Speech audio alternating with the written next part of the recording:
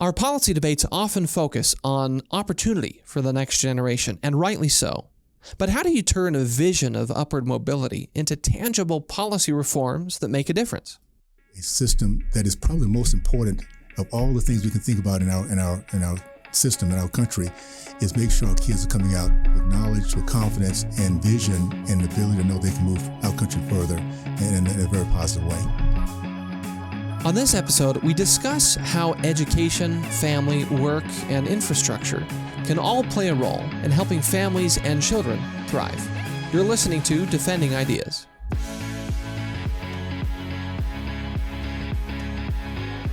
Defending Ideas is a weekly podcast produced by Sutherland Institute. On this show, we are committed to renewing the principles of common sense conservatism, making you a better champion of sound ideas. Welcome back to another episode of Defending Ideas. I'm your host, Nick Dunn, and our guest today is Congressman Burgess Owens. He's a member of the U.S. House of Representatives, representing Utah's 4th Congressional District. Congressman, thanks so much for joining us on Defending Ideas. Nick, looking forward to the conversation, absolutely.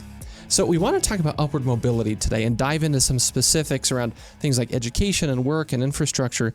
But I want to start off by asking you, when we talk about education as kind of an engine of upward mobility and how important it is for young people to have access to it, it seems like culturally we usually have in the past talked about it in the context of kind of a traditional 4-year college degree. But in recent years, the discussion has shifted a little bit to include more paths of upward mobility: trade schools, skilled trades, tech schools, other certificates. So I want to kind of start there and get your thoughts on, is it important to broaden the conversation to talk about many avenues of upward mobility? Well, let's first I'll start off with your first and keep everything in context. Upward mobility can only happen with education. Actually, our founders understood that. As Thomas Jefferson said, ignorant and free can never be. We see the wisdom and intelligence of our founding fathers. They understood enough to put together this document that's really been the standard of freedom around the world. So for us to know that and understand that, we then take on the understanding too that we all think differently. We all have different ways of learning. We have different dreams, goals, passions, and our education should reflect that. I think we have, in the last few decades, kind of forgotten the fact that there are different ways that we can be successful, and every single way is respectable. We got into this idea that the only way to truly be successful in a respectful way is go to 4 to 6 year colleges. COVID really pulled back the curtains on that. We've realized that first of all, we have a system that needs to be disrupted. We have too many of our young people that go into the system and come out with all kind of debt, with degrees that mean absolutely nothing, and hating our country at the same time. It's a disaster. It's a calculation that will end up really hurting our culture in a big way. So the upside is this. Because of what we just went through, so many parents and students are pumping the brakes. They're beginning to say, what is my return on investment? What can I get out of this process other than finding myself? What will it take to make that happen? So you're right. Everything is on the plate now. Trade school, vocational, for-profit, college, junior college, all those issues, and traditional college is all on the plate. And we just have to make sure that it is affordable and that people can really see that there's a way when you finish up that you're coming out successful, not looking at a lifetime of debt. So we're in the right place. I'm excited. I can't say this enough, Nick. My blessing is I grew up around the college academia world. My dad was a college professor for 40 years. We lived right off the campus with a mile or two. I would actually spend my summers in his research and his laboratory. So I understand the power of education when done right. And that the end result is a product of our kids, not the institution, but the kids. So I'm excited about where we are right now, and having this kind of conversation is going to be very helpful for us moving forward. Well, there's one thing in particular you mentioned that I want to focus on for a minute, and you used the term pluralism, which is actually something that we've talked a lot about here at Sutherland. Our education policy fellow, Christine Fairbanks, has done a lot of research on this, especially in the context of K-12 education, also in higher education. So if you kind of look at the entire pipeline from kindergarten to college graduation or other post-secondary completion, when you look at that entire pipeline, recognizing that there is a spectrum of options, both in higher ed and K-12, this idea of pluralism that especially now, probably more than ever. We have multiple ways to educate kids and young adults. We have multiple pathways. And it seems like sometimes there's a little bit of angst in our policy debates over that. But sounds like what you're saying is, no, that's a good thing. We're not saying traditional college is inherently bad. It may not be the right fit for everybody, but it can still be part of this overall pluralistic system. As it should be. We are a nation of options, of choices, of free market. Everything we do, every time we stop at fast food to pick up a shirt, all those, to stay in a hotel, all those options are on our plate based on the quality, the convenience, or the cost. Those kind of things that factor in. Education should not be outside of that lane. It should be about free market and finding out the best way to get the best product.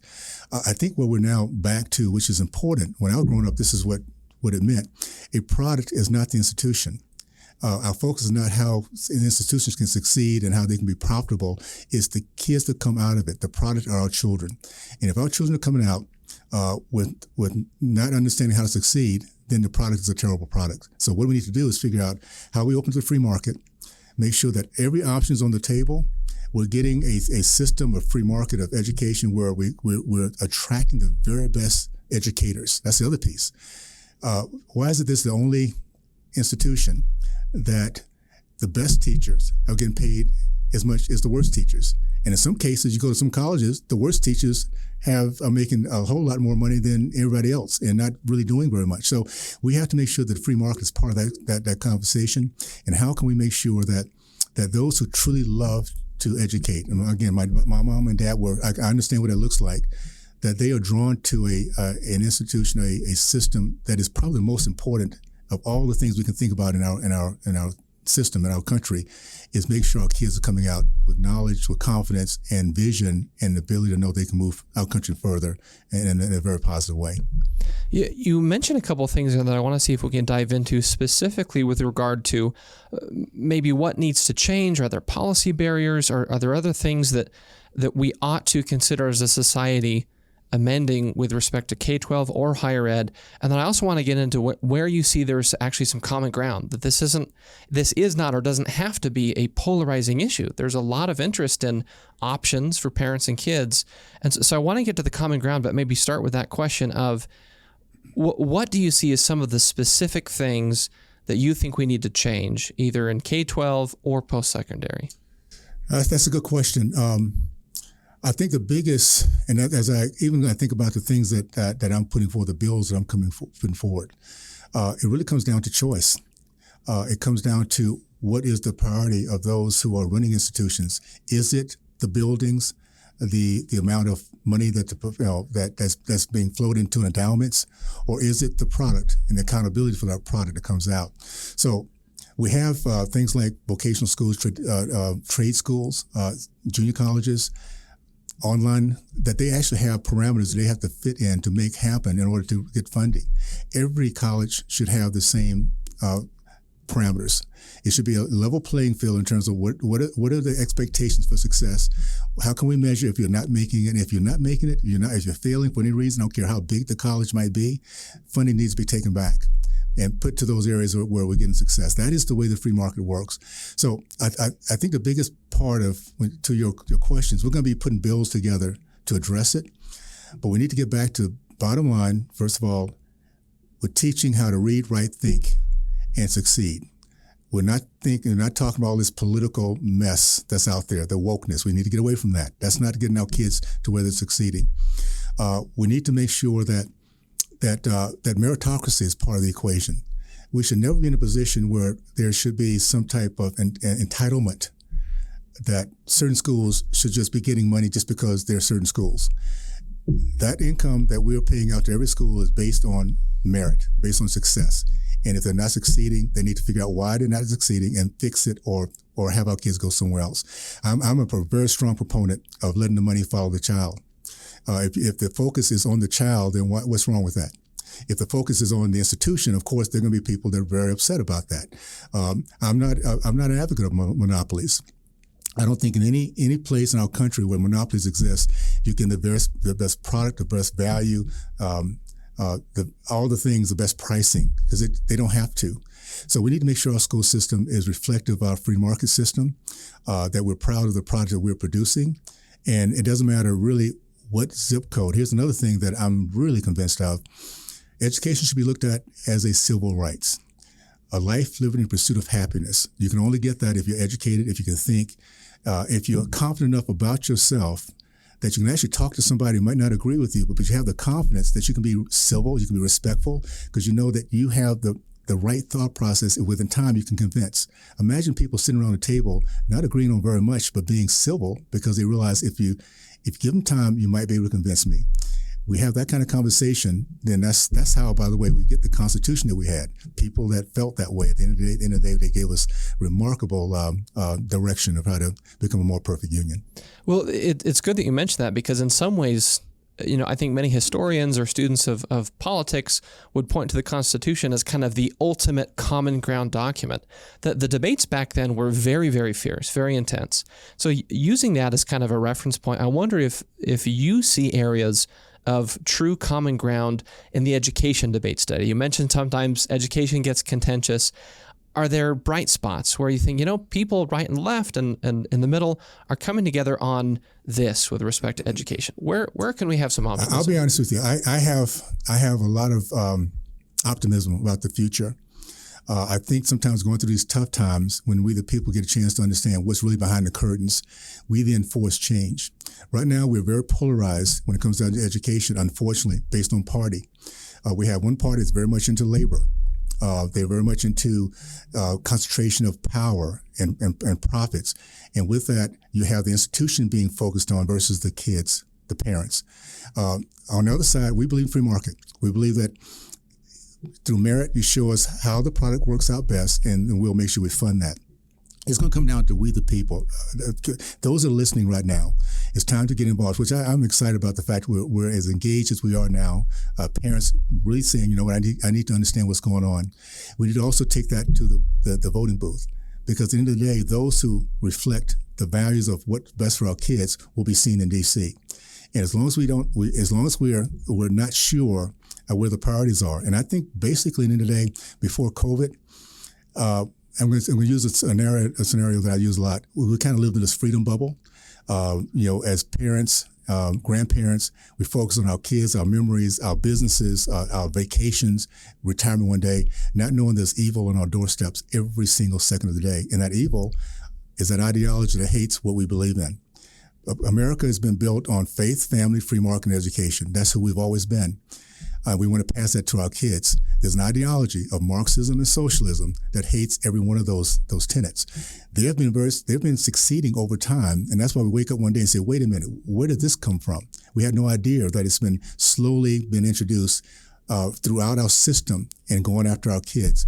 So now that we're in a position where we're aware, it's going to be up to the American people to make sure we're putting together a Congress that is more in line with the end game. We might have different ways of getting there, but until we have Congress people on both sides that say our end game is make sure our kids succeed, until we get there, then we're going to have a lot of contention, because right now there are some who just hate the idea of choice. And there's no reason, when we believe in a country of free market and options, that anything should be off the plate when it comes to our kids and choice. We need to take a quick break here in a sec, but I want to close our first segment on this question. Thinking about the context of choice and how you've articulated, there are some strong feelings on both sides. There sometimes leads to some really intense disagreements over it. What Utah did recently, passed legislation that kind of what you were getting at is if you look only at the system of education, you're going to miss out on the benefits of choice. And maybe for other folks, if they look only at choice, they forget that, well, there's a lot of public school teachers that do a lot of good. And that system is important, especially because the vast majority of kids are still in that system. So Utah's solution essentially saying, okay, let's invest some funds to go to teachers to help increase their pay, and also invest funds in parents and kids to increase choice. Do you see that as maybe an example of sort of a common ground approach that ought to spread elsewhere in the nation? Absolutely. And let me just say this, I say as often as I can, I'm so proud to be a Utahn because we do lead in so many different ways. We are at the very top of options of giving our kids choices.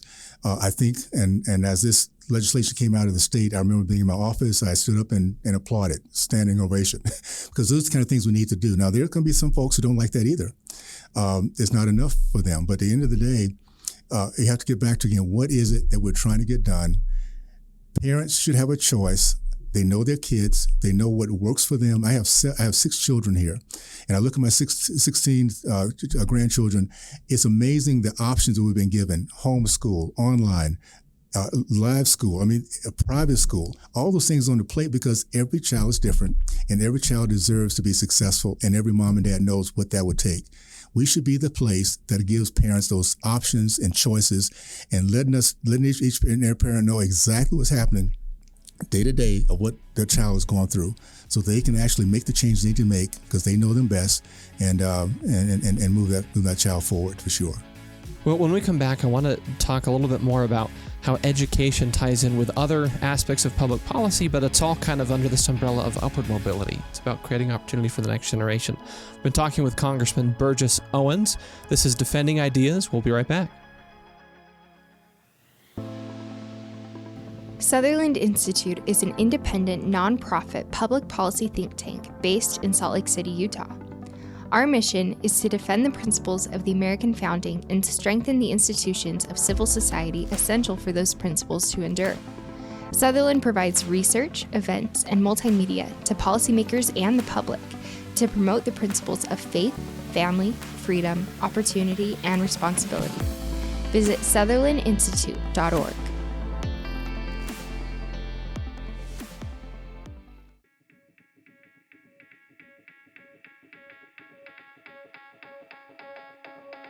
Welcome back to Defending Ideas. I'm your host, Nick Dunn. We've been talking with Congressman Burgess Owens of Utah's 4th Congressional District about education and upward mobility. We're going to continue diving into some of those details and talking about other areas of life where education really has an impact. But first, if you like what you're hearing today, please visit us at defendingideas.org. You can find short clips from this discussion and previous episodes that you can use in your conversations with friends and family. You can share it on social media. You can also subscribe to this podcast on Apple or Google or Spotify, essentially anywhere you like to get your shows. That's defendingideas.org. Congressman Owens, I want to continue the conversation talking about education and ask you about some of the work you've been doing on the House Education and Workforce Committee, because folks may not realize that it's actually very important that education and workforce are tied together, that there's a connection on that committee, because those two things are, again, part of this pipeline of upward mobility. Give us a sense of what's going on back in Washington and what you've been working on. What should we be excited about what's coming down the line? And I'll do that. Let me first of all kind of give an example or reason why this is so important to me. I grew up in the home of an educator. My dad was 40 years as a professor at Florida A&M. So I know what it is to have educators that truly were focused and dedicated to a good legacy. And as I watched that, and I think that's one of the exciting things about Utah, the things that I grew up around, the idea of faith, family, free market education, in which we grew up being hopeful, very patriotic, and knowing that we can overcome obstacles. Thank goodness we still have that culture here. And the reason I am as focused and dedicated is I know what it is to lose it, and we cannot afford for Utah to lose it. So we have to make sure. And we were talking earlier, Nick, about your kids, 2 and 3 months. I would say for all parents out there that have young kids, these are exciting times. And I say that because we're now aware of the dangers. We're not in this fog of thinking just hand them over and good things will happen. We have to be in the game, engaged and fighting for the right things for our children. So the fact that we know that we will have such a remarkable generation coming behind us, and I'm excited about that. In terms of what we're doing back in D.C., I'm one of those guys who never thought I'd be a politician. I just knew one thing, is that if I was going to be on any committee, it was going to be an education committee. So I'm now the sub-chair committee for education and workforce. I'm very, very close with the sub-chair committee for pre-K through 12, because we talk about pipeline. The pipeline that's going to create our future, our kids. We have to begin as early as we can, so by 3rd grade they can all read and write. And you start that as a foundation, they can then start building on that as they decide which direction they want to go into. But there's a couple of things that we've actually put together. I've kind of written down a quick list. The FAIR Act is one that I led on, and it's actually putting together a repayment plan that makes sense, that's fair to those who owe, that we're getting rid of this predatory debt that seems like there's no way of getting from under it, that 50% of what we pay is going toward principal. And there's also some skin in the game. Colleges need to know that if they co-sign, which is one of the things we're looking at, if a person is not succeeding, that they have to come out of their dollars to make sure those loans are being paid off. It's a very, very interesting way, but when you have skin in the game, you start thinking very creative how to have success with the process. There's accreditation process we're going through to make sure that those accreditors that's working with our colleges are making sure they focus on reading, writing, and understanding and thinking, not these woke policies that many are putting into our system. Anyway, there's a few of them that's out there. I'm just trying. Short-term Pell is a big one. We talk about workforce. What we're realizing, this has been kind of a slow. It's been slowly coming at us. We didn't know about it until COVID. I think right now we have more people that are graying out, are getting older and retiring. We're realizing that our supply chain has been lacking. We need to make sure that short-term Pell is allowed for not just colleges, but for trade schools, for online, for vocation, for homeschool, whatever it takes that child is being educated with, they will have a chance to get anywhere between 600 and 150 credits that can actually allow them to go right into a profession without having to go through 4 or 6 years if they don't really need to do that. So short-term Pell is a real big one. We're now going through it. It would seem to have come together with an agreement on short-term Pell. The only thing we're still negotiating is online courses. That should be part of the equation, because right now we understand that could be for people that are very busy, can't afford to go to a campus. This is a good way for them to get the accreditation they need and get out and go into a job that gives them a nice career.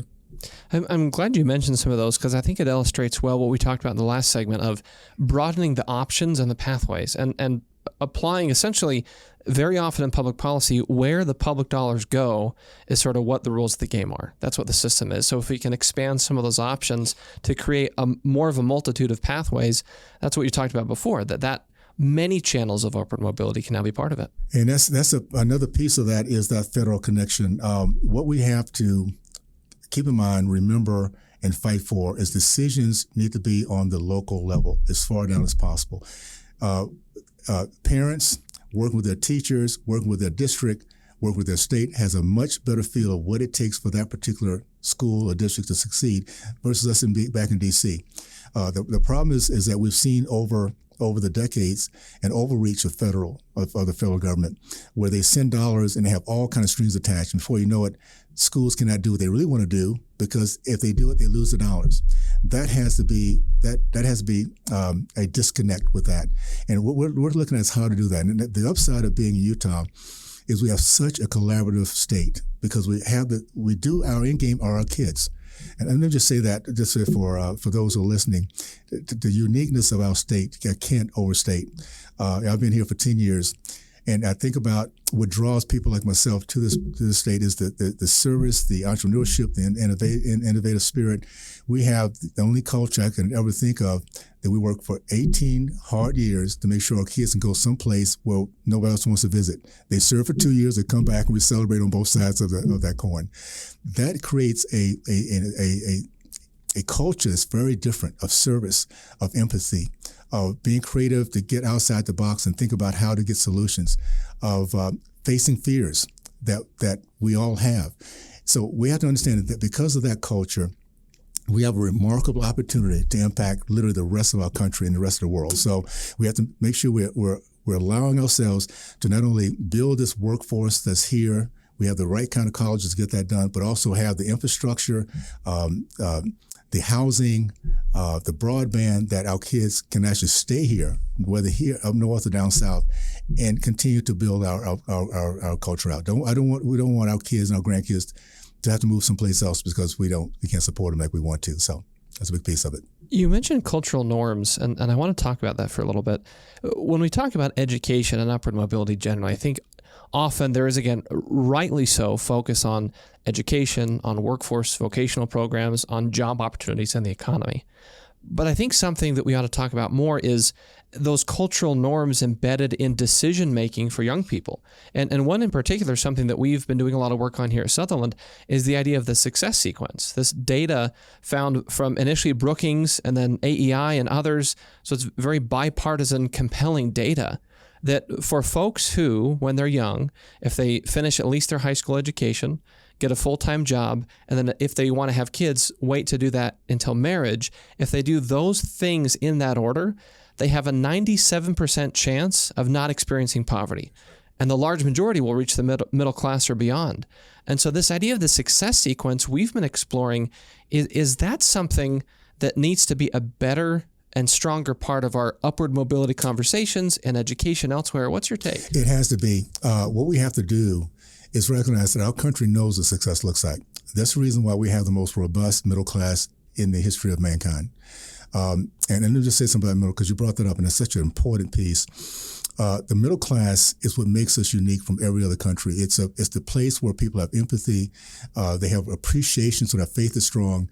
They have this idea they can help their fellow man and to get where they've gotten to. They want to be engaged in terms of what's happening in the community. If they're succeeding, they give back. And they don't want to be dictated to. So they're very free-spirited. That middle class is powered by business owners. The entrepreneur is where all that is found in a concentrated form, and their success allows the middle class to understand what it is to be successful, because they go out and they're good examples of what it looks like. Right now, the biggest thing we're going up against is an attack on business ownership and the middle class. And to overcome that, we have to educate ourselves on what does it look to be successful. So to your point, those things that just mentioned, we get back to basic. It gives everyone a chance to say, okay, if I'm disciplined enough and I understand what the success sequence looks like, then I can be successful. I just have to stay the course and not give up. I also make a point. There's actually a few things that I highlight when I talk to young people about what success looks like. And it starts off with something that happens in the country of freedom. It's called dreaming big, risking often. And that's when you come out of your comfort zone, you have a dream, you say, okay, I'm going to take a chance. I'm going to see what it looks like. Understand that you're going to fail in the process a whole lot of times. If you fail and you realize I can get back up again, which is allowed in this country, then you have a chance to reflect on what it looked like. Why did you fail and how can I succeed? The next time you come back, you try again and you succeed. When you have that happen, empathy comes out on the very end. Not only success, but empathy for those who are trying to go through the same process. And those are the ones that will look back and say, okay, this is how I did it. And what you just mentioned, those sequences, that's a big part of showing this is how I did it, and you can do the same thing, and you can do what I did. It's no big deal. We need to take another quick break, but before we go, to kind of round off this conversation about other factors that impact upward mobility, and the success sequence being a set of life milestones that are very important for long-term success as an adult. Embedded in that is, of course, this idea of family formation in the right time, in the right way.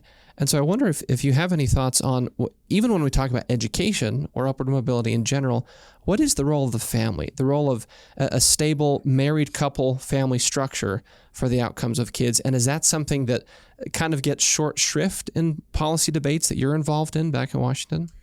Absolutely.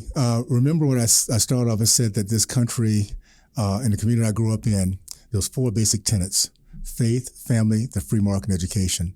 And I'll tell you what that looked like. And this is so important. I know we're talking on the other side of this, but in an environment of the 60s where things were segregated, we didn't have quite the same opportunities as others, but we believed in those 4 tenets. The Black community led in the country, and there were growth in the middle class, men matriculating from college, men committed to marriage, and percentage of entrepreneurs, because the family unit was everything. So we can kind of go into that a little further if you want to, but it's no question, as the family unit begins to disintegrate, then you have all kind of issues, problems, lack of faith, lack of respect, lack of law and order, all those things that are tied into somebody deciding, as a mom and dad, I want my name to be a good name for generations to come. And we'll teach my kids how to respect my name, my reputation. And if they do that, it happens, and it's just a remarkable return on investment when you get that done.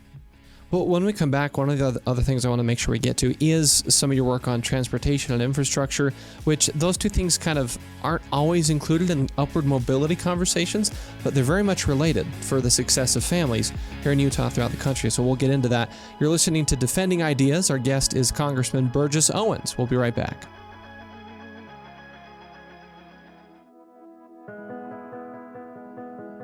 For a deeper dive into the issues you care about, read Sutherland Institute's official blog, Insights and Takeaways. You'll gain deep insights from policy experts and relevant takeaways voters need to know. Visit sutherlandinstitute.org.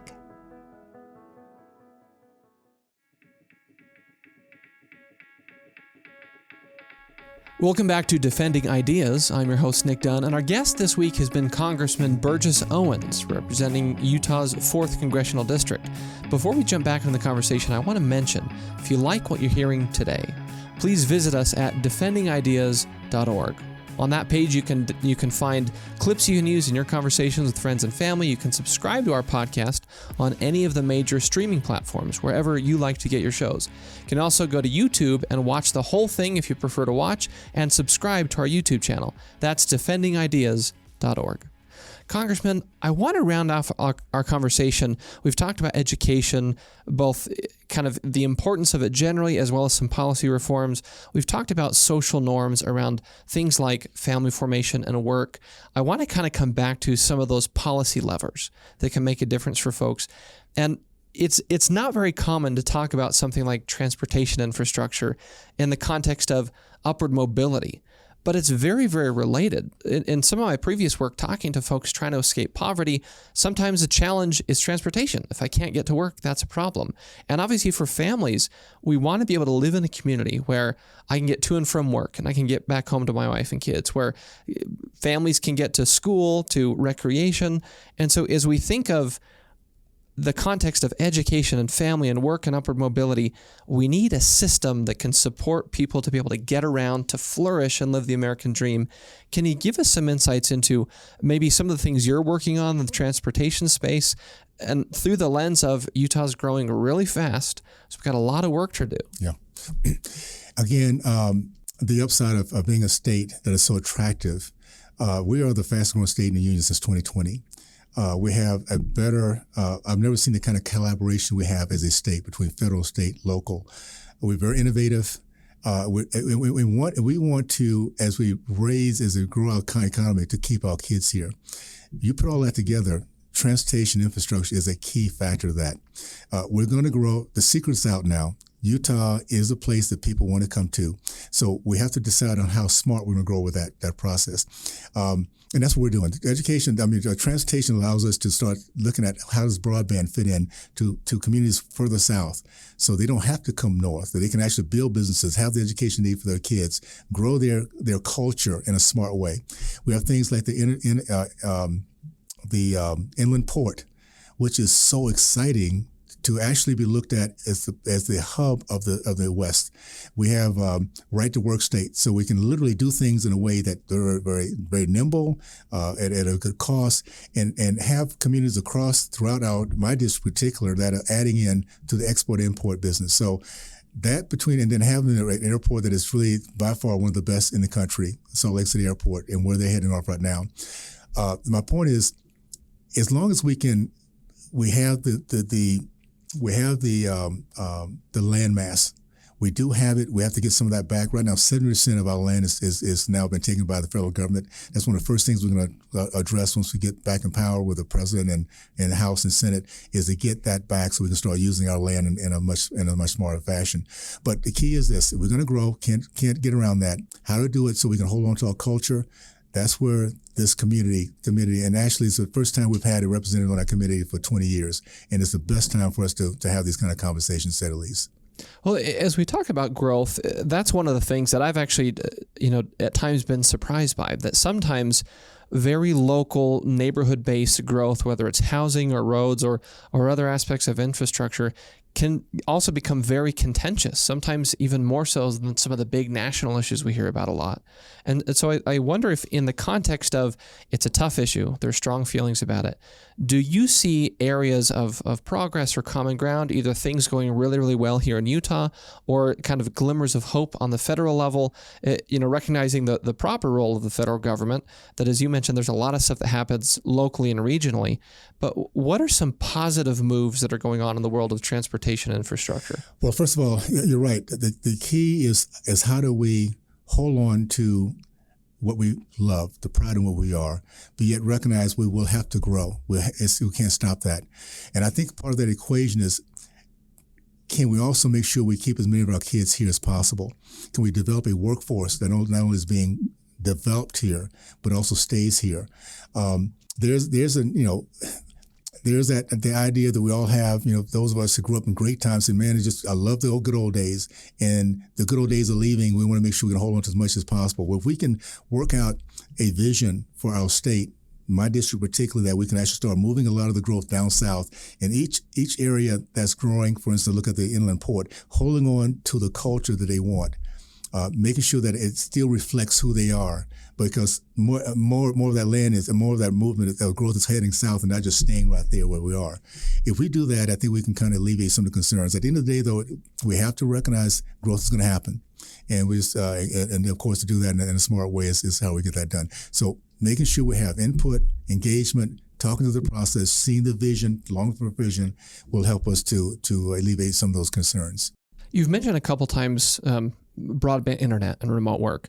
And just as an anecdote, I happen to be in the office today because we're recording this, which is so wonderful.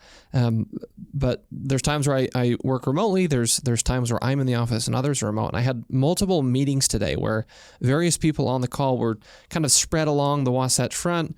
Often we have virtual meetings with folks in different states and other sides of the country. So thinking of that in the context of infrastructure and growth, do you think that even though we've had a little bit of a culture shift post-pandemic, because now this idea of remote work or hybrid schedules is so much more widespread, do you think we maybe need a little more of that? We need to say, look, part of the solution to our growth is going to be sort of long-term permanent embracing of remote work or hybrid schedules. It's not just about building roads or building rail lines. It's about internet. It's about people being able to live and work in different places because technology allows us to do that. We're having the same conversation this last week all the way down south of my district, because you're right. We now understand that lifestyle can be incorporated with work. And parents say, I want to spend more time with my kids and be able to do that in a way that I can still, grow the whole process. So the idea of the concept of hybrid broadband is a civil rights in my view. What COVID showed us is there's some parts of Utah where it's there, but it's too expensive, and other places not even accessible at all. So we have to make sure we can mirror that no matter where people are, they can grow their businesses, they can raise their kids and educate their kids, and no zip code should be out of line with that, because life lived in the pursuit of happiness comes down to, first of all, being able to run a business if we want to, owning property, and also having the educational opportunities that anybody else, no matter what zip code they live in. So that's a big piece of transportation infrastructure, is make sure no matter where we are in this process, how far up north or south, that we have the same opportunities anybody else might have. Well, Congressman, we're almost out of time, but before we go, I want to give our listeners a sense of hope, a sense of optimism. It's no secret to any of us that this is a contentious time in our politics. That we feel that, we see that on Twitter, we see that on the news, with all kinds of ways that people engage in these issues can just sometimes feel frustrating. In the context of all that, you work in the middle of it, and in Congress, and of course you're here in the district, talking to folks and talking to your constituents. But give us a sense of what makes you optimistic about the future of the country, and not just generations from now, but in the near future. Give us some hope that this contentiousness may not last forever, and there's a way out of it. What makes you optimistic? Well, first of all, I'll start off by saying I've never been more optimistic about our country than I am today. And I know that sounds a little strange with all the craziness going on, but see, I have faith in we the people. The most powerful three words in the history of mankind, which starts off defining who we are, is we the people. It's once we start coming together, having conversations that literally goes outside of ourselves, that starts thinking, what's best for my kids, our kids. And that's where we are right now. As crazy as it might seem, we're having conversations because we're sharing the same pains in some degree. So pain sometimes gives us an opportunity to say, well, how do we get out of this? No matter what side I would sit on, how do we deal with the crime, inflation, high gas prices, the disrespect we seem to be having all over the place? Well, we start talking about that. And as we start to solve those problems, we the people have this power of harmony that starts to put together policies that allows us to get back to that zone where we're not thinking about it all the time. We want to be in our dream bubble. That's what our goal is. And whenever we're kicked out of it, we fight hard to get back to that. And the way to get back to that dream bubble is have hard conversations and learn once again to be respectful in the way we interact with each other. How do we do that? Educate ourselves to the point where we feel so confident about who we are and what our thought process is, we can give people leeway if they don't agree with us. And those are things that's coming back. And I'll say this too. I've read a book years ago that about Israel. It's called the Starter Nation. I am convinced, being here in Utah, the way we innovate, the way we educate, the way we serve, the way we have empathy, the way we embrace no matter who it is and how, what their beliefs are. We do that. We are truly the starter state of our country. And given education and transportation, we have a chance to be the model. And we can do that, show the rest of the country how it is to collaborate and think outside the box and come up with solutions. So I'm excited about Utah. I want Utahns to know that we're at the tip of the spear of getting our country back. So hang in there. Hang in there, because we're going the right direction. And let's continue to talk together and give each other space to disagree, respectfully disagree. Well, it sounds like a return toward true discourse is a key part of that, which is something we try and do here on the show. And we appreciate that, Nick. And I look forward to spending as much time as possible to have these conversations. Of course, Congressman Owens, thank you so much for your time today and talking through these issues. We really appreciate it and would love to have you back on the show in the future. I look forward to it. Absolutely. Well, we have one more break before we leave you with some final talking points. This is Defending Ideas. We'll be right back. Sometimes it's hard to keep up with the latest policy debate that affects your life. The solution? Subscribe to Sutherland Institute's weekly newsletter, where you'll find in-depth insights from seasoned policy experts, compelling multimedia, and advance notice of special events. Visit sutherlandinstitute.org. Welcome back to Defending Ideas. Before we go, just a few final thoughts. If you find yourself in a conversation about upward mobility and about what our society should do to create more opportunity for the next generation, here are a few things you can consider sharing. Number one, articulate that education is absolutely crucial to true upward mobility, but also that there are many ways to educate somebody. That's true both in K-12 as well as in post-secondary or higher education. And if we have more options, that creates more opportunity for more people. Number two, education is an important part of upward mobility, but also family is vitally important for upward mobility. Family structure, family stability. So when we're talking about the importance of things we need to marshal in terms of resources for families and kids, family structure is very important. And number three, recognize that an important part of an opportunity-based society is an infrastructure that's supportive of families, supportive of work, and supportive of education. Things like roads, broadband, various parts of infrastructure that can help our families, our businesses, and our society to flourish. We hope you've enjoyed this episode and that you feel better empowered to defend some of the ideas we talked about today. If you like what you heard, please visit us at defendingideas.org. You can find short clips from this episode as well as previous conversations that you can share on social media and in some of your conversations with friends and family. You can also subscribe to the podcast on Google or Spotify or Apple, essentially any of the major platforms wherever you like to get your shows. You can also subscribe to our YouTube channel. Lastly, if you want to support the work of Sutherland Institute, please visit sutherlandinstitute.org/donate. Thanks so much for joining us. We'll see you next time on Defending Ideas. From the Sutherland Institute in Salt Lake City, I'm Nick Dunn. We'll see you next time.